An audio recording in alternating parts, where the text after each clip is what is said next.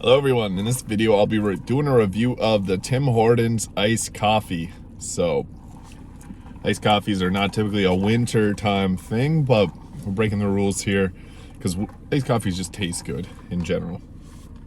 So I got this one made regular. It's got cream, some sugary mix in it.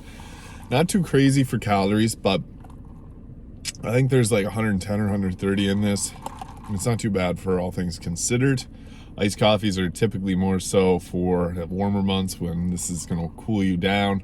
But, I mean, there's no rule set in stone that says you can't do it. So, I'm going to drink this and give my review on it.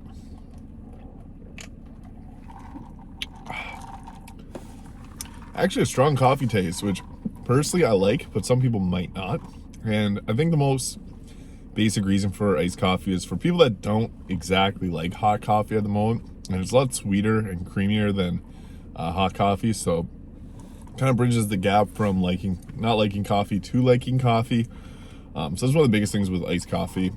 But this one itself tasted a bit more bitter than the other, so there's more coffee flavoring in it, but it might just be the batch that I had. It doesn't normally taste this strong.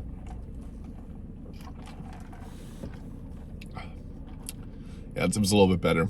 Not as much coffee taste, more of the cream, sugary sweetness that makes it taste kind of like cake.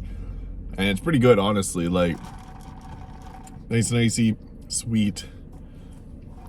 And I like the texture on iced coffee too, because there's the cream in it, which makes it a little bit thicker than like a watery.